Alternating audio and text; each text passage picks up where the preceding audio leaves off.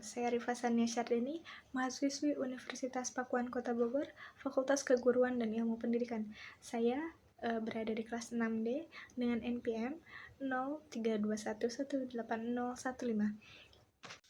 Saya membuat video ini untuk memenuhi tugas akhir mata kuliah Perencanaan Pengajaran Bahasa dan Sastra Indonesia yang diampu oleh Ibu Siti Khadijah MPD. Ya, langsung saja saya mulai mempresentasikannya RPP-nya. Nama sekolah SMP Negeri 12 Kota Bogor, mata pelajaran Bahasa Indonesia, kelas 8 semester Gasal, pertemuan ke-25. Materi pokoknya, teks eksplanasi, alokasi waktunya 1x40 menit. Di sini ada kompetensi inti. Kompetensi inti yang pertama, yaitu menghargai dan menghayati ajaran agama yang dianutnya. Kompetensi yang kedua, menghargai dan menghayati perilaku jujur, disiplin, tanggung jawab, peduli, toleransi, gotong royong, santun, percaya diri dalam berinteraksi secara efektif dengan lingkungan sosial dan alam dalam jangkauan pergaulan dan keberadaannya. Kompetensi inti yang ketiga, memahami pengetahuan faktual, konseptual, dan prosedural berdasarkan rasa ingin tahunya, tentang ilmu pendidikan, teknologi, seni budaya, terkait fenomena dan kejadian tampak mata.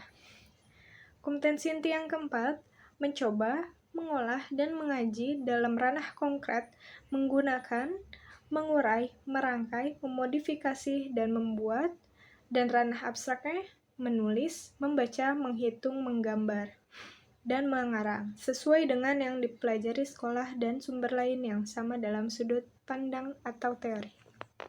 Yang kedua, ada kompetensi dasar dan indikator pencapaian. Kompetensi dasar yang saya pilih itu ada 3.9, mengidentifikasi informasi dari teks eksplanasi berupa paparan kejadian suatu fenomena alam yang dibaca.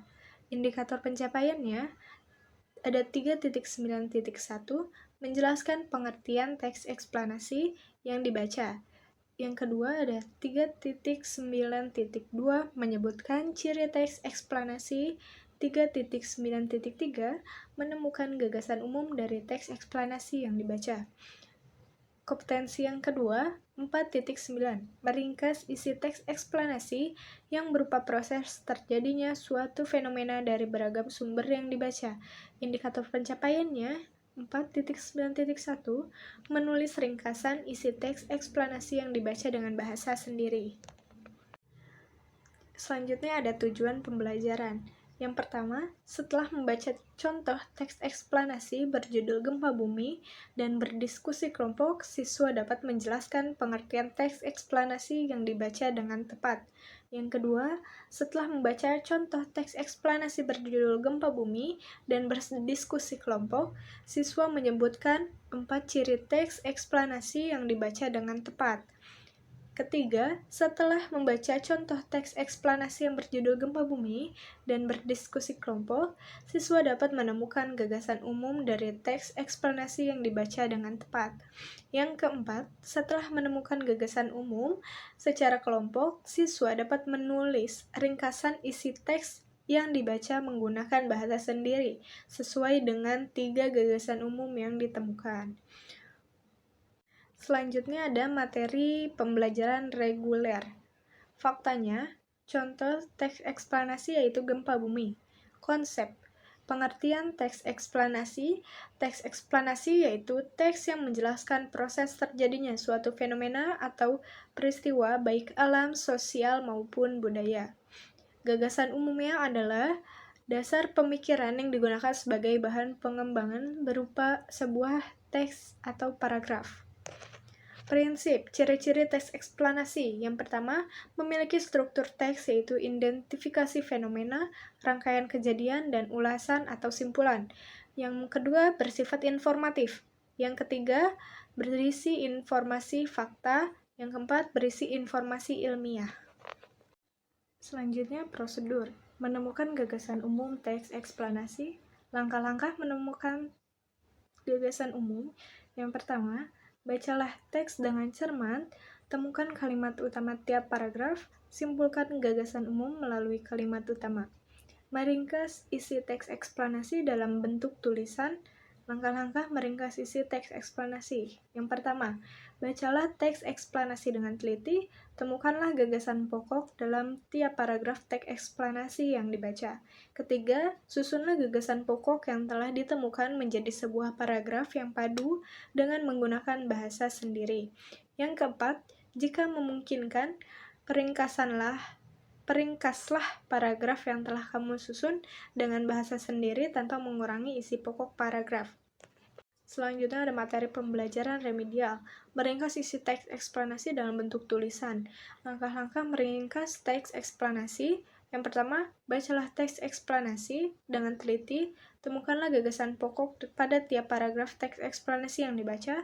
Ketiga, susunlah gagasan pokok yang telah ditemukan menjadi sebuah paragraf yang padu dengan menggunakan bahasa sendiri. Yang keempat, jika memungkinkan, peringkaslah paragraf yang telah kamu susun dengan bahasa sendiri tanpa mengurangi isi pokok paragraf. Yang ketiga, materi pembelajaran pengayaan. Menemukan gagasan umum teks eksplanasi. Langkah-langkah menemukan gagasan umum. Yang pertama, bacalah teks dengan cermat. Yang kedua, temukan kalimat utama tiap paragraf. Yang ketiga, simpulkan gagasan umum melalui kalimat utama. Selanjutnya ada metode pembelajaran. Pendekatannya yaitu scientific, model, group investigation. Yang ketiga, metodenya yaitu diskusi dan tanya jawab.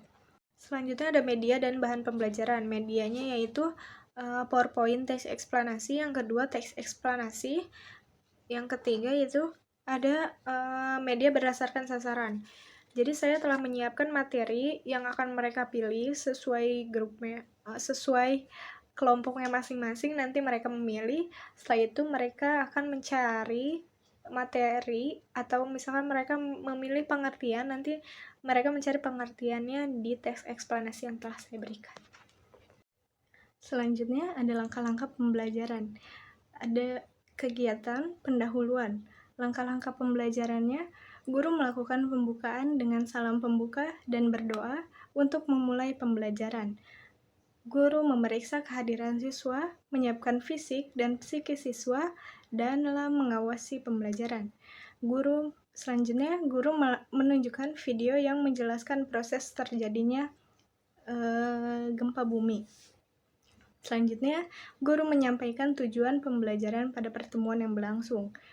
Selanjutnya, guru menjelaskan mekanisme pelaksanaan pengalaman belajar sesuai dengan langkah-langkah pembelajaran, dengan alokasi waktu 5 menit. Selanjutnya ada kegiatan inti. Siswa dibagi menjadi 4 kelompok, terdiri dari atas 2 anggota. Alokasi waktunya 30 menit. Selanjutnya, siswa diberi penjelasan oleh guru mengenai maksud pembelajaran dan tugas masing-masing kelompok.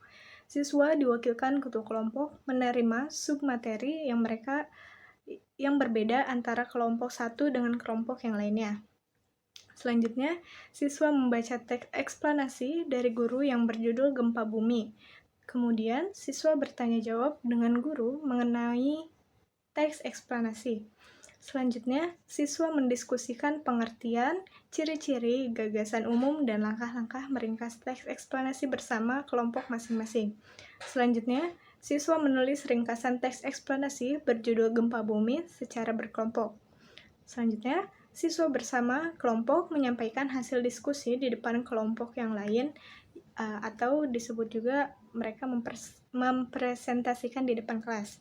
Siswa diberi penjelasan singkat, simpulan, penguatan oleh guru mengenai pembelajaran yang telah dilakukan. Selanjutnya, siswa mengerjakan evaluasi yang telah disediakan oleh guru. Selanjutnya ada kegiatan penutup. Guru dan siswa bersama-sama menyimpulkan manfaat materi yang diperoleh.